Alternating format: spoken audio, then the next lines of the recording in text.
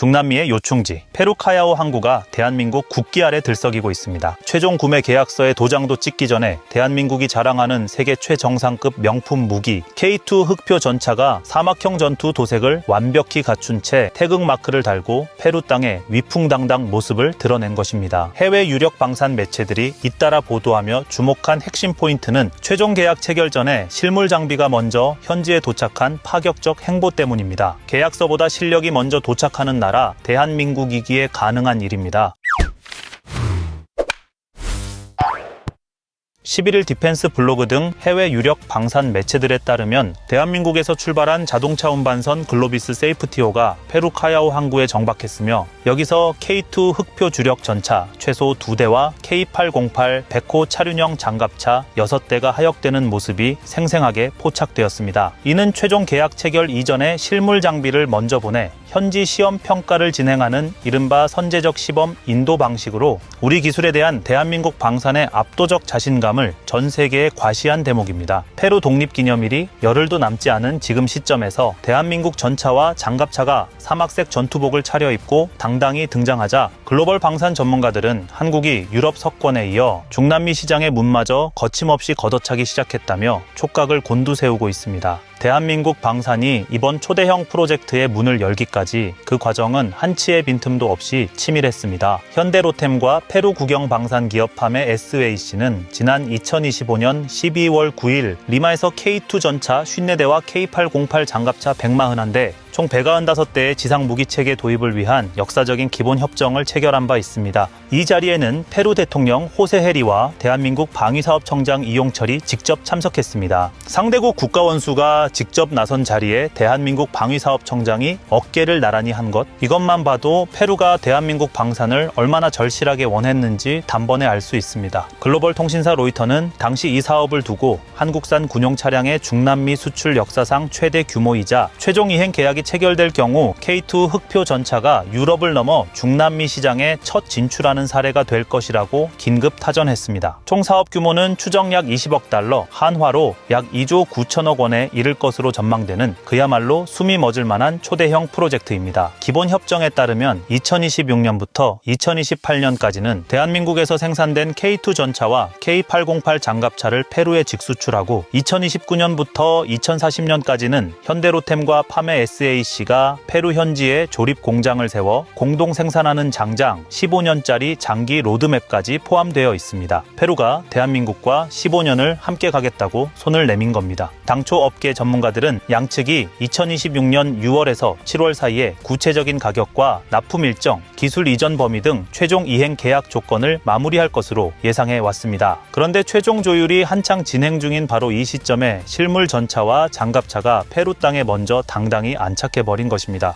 말이 아니라 실물로 먼저 보여주는 나라 대한민국. 이는 대한민국 방산 기업들의 압도적인 생산 속도와 물류 돌파력을 세계에 과시한 순간이며 양국 간 협력이 단순한 협의 단계를 넘어 실질적인 실행 국면으로 돌입했다는 강력한 시그널입니다. 이쯤 되면 최종 계약은 사실상 시간 문제라는 분석에 힘이 실리고 있습니다. 이번 장비 도착 소식이 전해지자 페루 현지 방산 커뮤니티와 밀리터리 팬들 사이에서는 그야말로 축제 분위기가 감돌고 있습니다. 그도 그럴 것이 바로 코앞에 페루 최대의 국가 행사가 기다리고 있기 때문입니다. 페루 육군은 매년 독립기념일 다음 날인 7월 29일 리마의 브라질 대로를 따라 30개 블록에 걸쳐 펼쳐지는 대규모 군사 퍼레이드 그란 파라다 밀리타르를 개최하며 전 국민이 생방송으로 시청하는 최대 국가 행사를 치릅니다. 바로 이 국가적 대행사에 대한민국의 K2 흑표 전차와 K808 100호 장갑차가 당당히 그 위용을 드러낼 수 있다는 관측이 현지 밀리터리 커뮤니티를 중심으로 빠르게 확산되고 있는 겁니다. 만약 이것이 현실이 된다면 전 세계가 생방송으로 지켜보는 가운데 대한민국 전차가 중남미의 심장 한복판을 누비는 그야말로 역사적인 장면이 펼쳐지게 됩니다. 페루 육군은 공식적인 퍼레이드 참가 여부에 대해 극도로 말을 아끼며 보안을 유지하고 있지만 현지 매체와 밀리터리 마니아들은 이미 사막 도색을 입은 K2 흑표의 사진과 영상을 앞다투어 공유하며 뜨거운 흥분을 감추지 못하고 있습니다. 더욱이 페루군은 이번에 반입된 소수의 선발대 장비를 활용해 안데스 산맥의 고지대 운용 시험, 저온 시동 시험, 사막과 산악 지형에서의 기동 시험, 그리고 기존 TOO 전차와의 비교 평가 등을 순차적으로 진행할 것으로 예상됩니다. 1970년대 소련 전차와 2020년대 대한민국 최첨단 전차를 나란히 놓고 비교한다. 솔직히 비교 자체가 TO에 대한 예의가 아닐 정도로 세대 차이가 압도적입니다. 디펜스 블로그는 이러한 선행 시험 인도가 국제 무기 거래에서 종종 활용되는 방식으로 구매국이 현지 환경에서 장비 성능을 직접 검증한 뒤 최종 구매를 확정하거나 성능이 기대에 미치지 못할 경우 재협상에 나설 수도 있는 전략적 절차라고 설명했습니다. 물론 재협상 가능성이 있다는 건 원칙적인 이야기일 뿐입니다. 폴란드에서 이미 대규모 실전 검증을 마친 K2 흑표가 페루 안데스에서 못 버틸 거라고 생각하는 전문가는 사실상 없습니다. 페루군 승무원과 정비 인력들이 K2의 압도적 성능을 직접 피부로 체감하는 순간 이번 시험 평가는 양국 방산 협력을 되돌릴 수 없는 궤도에 올려놓는 결정적 전환점이 될 전망입니다. 대한민국의 이 같은 거침없는 행보와 대조적으로 과거 페루 시장을 노렸던 해외 경쟁국들의 성적표는 그야말로 처참합니다. 사실 페루는 과거 기갑 전력 현대화를 추진하며 러시아산과 중국산 전차 도입을 진지하게 검토하고 저울질했던 국가입니다. 지금이야 대한민국 K2 흑표를 선택했지만 한때는 중국과 러시아에 손을 내밀었던 적이 있다는 겁니다. 2009년 페루는 칠레 육군의 레오파르트 2 A4 전차 도입에 대응하기 위해 긴급 전차 획득 사업을 추진했고 중국 노린코의 MBT-2000, 러시아의 T-90S, 우크라이나의 T-84 오플롯, 네덜란드의 레오파르트 2 A6, 폴란드의 PT-91P 등 쟁쟁한 후보들이 각축을 벌였습니다. 그런데 여기서 어처구니 없는 일이 벌어집니다. 알란 가르시아 대통령이 비공개 절차를 통해 중국 MBT-2000 5대를 밀어붙이더니 이 전차들을 신종플루로 12월로 연기된 독립기념일 퍼레이드에 느닷없이 등장시킨 겁니다. 국민도 군도 몰랐던 전차가 퍼레이드에 갑자기 나타났으니 당연히 페루 전체가 발칵 뒤집혔습니다. 기술운용 그룹의 베가 야네스 준장은 MBT-2000이 최소 요구 사양조차 충족하지 못한다고 내부 고발했고 우크라이나는 자국 엔진의 무단 재수출 문제를 제기하며 거래에 제동을 걸었습니다. 최소 스펙도 못 맞추는 전차를 비리로 밀어 넣으려 했으니 결과는 불보듯 뻔했습니다. 예산 미확보와 기술적 결함, 정치적 비리 의혹에 더해 국내 안보 위기까지 겹치며 MBT-2000 도입 사업은 2010년 4월 무기한 연기되었고 중국에서 빌려온 전차 5대는 1년 넘게 리마의 군시설에 처량하게 방치되다가 2011년 7월 결국 페루 정부가 운송비까지 자비로 부담해서 고스란히 반송하는 치욕을 맛봐야 했습니다. 빌려온 전차도 제대로 못 굴려보고 돈까지 얹어서 돌려보낸 겁니다. 수십 년 동안 구소련제 TO와 프랑스제 AMX-13 등 노후 전차에 의존해오며 전력 공백과 유지 보수 부담에 시달려온 페루 육군에게 이 뼈아픈 실패의 기억은 깊은 트라우마로 남아 있었습니다. 그런 페루에게 대한민국은 어떻게 했습니까? 밀실에서 계약서를 들이미는 대신 본계약 체결 전에 실물 장비를 먼저 보내서 마음껏 굴려보고 때려보고 직접 성능을 확인하라고 내준 겁니다. 비리로 전차를 밀어넣었던 중국과 실력으로 전차를 먼저 내놓은 대한민국. 이 차이가 바로 K방산의 격이 다른 클래스입니다. 방산 전문가들은 이번 페루의 K2 전차 사전 반입을 두고 한국 방산의 기술력과 실행력이 유감없이 빛을 발한 사례로 주목하고 있습니다. 그런데 여기서 한 가지 짚고 넘어가야 할 게 있습니다. 페루라는 나라가 전차를 굴리기에 얼마나 혹독한 땅인지 이걸 알아야 K2 흑표의 진가가 제대로 보입니다. 페루의 지리적 환경은 안데스 고지대의 희박한 공기와 급격한 저온 그리고 광활한 사막과 해안 지역이 혼재되어 있어 전차가 제 성능을 발휘하기 극도로 까다로운 말 그대로 전차의 무덤 같은 지형입니다. 특히 페루 남부의 사막지대는 해발 4,000m가 넘는 안데스 고지대와 맞닿아 있으며 극도로 미세한 모래가 혼재하는 환경으로 엔진 필터와 냉각 시스템에 극한의 스트레스를 주는 조건입니다. 웬만한 전차는 이 환경에서 숨을 헐떡이다가 주저앉기 십상입니다. 하지만 K2 흑표는 다릅니다. 현대로템이 제작한 K2 흑표 전차는 1500마력급의 괴물 같은 HD 현대인프라 코어 DV27K 디젤 엔진을 심장에 품고 있습니다. 전투 중량 56톤의 거구임에도 톤당 27.3마력이라는 경이로운 출력대 중량비를 확보했으며 도로에서 최고속 70km, 험지에서도 시속 50km로 거침없이 내달립니다. 56톤짜리 강철 맹수가 시속 70km로 질주하는 모습 상상이 되십니까? 주포는 현대위아가 개발한 CN08 120mm 55 구경장 활강포로 순수 국산 자동 장전 장치를 통해 분당 최대 10발이라는 살벌한 발사 속도를 자랑하며 기복이 심한 지형에서 기동 중에도 포탄 장전이 가능한 것이 특징입니다. 울퉁불퉁한 산길을 달리면서도 쉬지 않고 포탄을 퍼붓는다는 뜻입니다. 있습니다. 자동 장전 장치에 16발 즉흥탄과 차체 내 24발, 총 40발의 탄약을 적재하며 레이저 바코드 인식 시스템으로 임무에 따라 탄종을 자동 선별하는 첨단 기능까지 갖추고 있습니다. 전차가 스스로 탄종을 골라서 장전한다는 겁니다. 이 정도면 전차가 아니라 움직이는 인공지능 요새입니다. 특히 차체의 높이와 기울기를 지형에 맞춰 자유자재로 조절할 수 있는 독보적인 반능동형 이남 현수 장치 ISU는 안데스의 험준한 산악 지형에서 최적의 기동 성능을 발휘할 수 있는 핵심 기술로 꼽힙니다. 다른 전차들이 경사면에서 기우뚱거리며 힘겨워할 때 K2는 차체를 지형에 맞춰 스스로 눕히고 세우고 기울이며 마치 산악 지형을 타고난 짐승처럼 누빕니다. 여기에 9.8km 거의 10km 거리에서 표적을 포착하고 추적하는 열상 카메라와 밀리미터파 레이더를 결합한 사격 통제 시스템, 그리고 이동 중에도 자동으로 표적을 탐지하고 추적하는 자동 표적 인식 알고리즘까지 탑재되어 있어 4세대 전차의 정점이라는 평가를 받고 있습니다. 10km 밖의 적을 달리면서 잡아내는 전차, 이것이 대한민국의 기술력입니다. 함께 도입된 K808 100호 차륜형 장갑차 역시 만만치 않습니다. 도로에서 최고 시속 100km, 수상에서 시속 8km의 수륙 양용 능력을 갖춘 8x8 장갑 인원 수송 차량으로 땅에서도 물에서도 가리지 않고 달리는 팔방미인입니다. 이번에 카야오항에서 포착된 K808은 기존 한국군 배치 사양이나 이전 수출형과는 확연히 다른 전면부 차체 설계 변경과 포탑 배치가 확인되었습니다. 이에 대해 디펜스 블로그는 현대로템이 페루군의 요구 조건에 맞춰 외형 설계를 조정했을 가능성이 높다고 분석했습니다. 다만 현대로템과 페루 육군 모두 구체적인 변경 내용을 공식 확인하지는 않은 상태입니다. 그런데 여기서 주목할 점이 있습니다. 최종 계약 체결 전인데도 고객 맞춤형 개조까지 진행되고 있다? 이건 양측 모두 이 거래가 성사될 것이라고 강하게 확신하고 있다는 뜻이나 다름없습니다. 상대방이 원하는 대로 옷까지 맞춰 입혀서 보내주는 나라, 그것도 계약서 사인도 받기 전에 먼저 해주는 나라, 이런 배짱과 맞춤형 기술력은 전 세계 방산 시장을 통틀어 대한민국이 아니면 불가능한 일입니다. 해외 방산 매체들이 감탄을 감추지 못하는 이유 충분히 이해가 되시죠? 결국 이번 사건은 계약서의 최종 서명에 앞서 기술과 신뢰로 먼저 행동해 보인 대한민국 방산의 자신감이 돋보이는 장면입니다. 2009년 중국 MBT 이천의 뼈아픈 실패를 경험한 페루 육군에게 대한민국은 정치적 밀실 거래가 아닌 기술력과 실물로 먼저 증명하는 방식으로 페루의 신뢰를 쌓아가고 있습니다. 노후화된 소련제 무기를 걷어내고 세대가 다른 K2 흑표와 K808 100호로 무장하게 될 페루 육군은 중남미에서 가장 현대적인 기갑 전력 중 하나를 갖추게 될 전망입니다. 더 나아가 최종 이행 계약이 성사되고 페루 현지 조립 공장 설립과 기술 이전을 통해 2029년부터 현지 생산이 시작되면 이 프로젝트는 단순한 무기 수출을 넘어 양국이 함께 성장하는 방산 협력의 새로운 모델이 될 것입니다. 불안정한 글로벌 안보 환경과 경쟁국들의 잇따른 위기 속에서 탄탄한 생산력과 검증된 기술력을 모두 갖춘 대한민국 방산 기업들이 세계 시장에서 독보적인 선택을 받을 수밖에 없다는 점을 이번 페루 선제 인도가 설득력 있게 보여주고 있습니다. 유럽에 이어 중남미까지 영토를 넓혀가는 K방산의 힘찬 질주는 이제 시작일 뿐입니다. 지금까지 알짜왕이었습니다.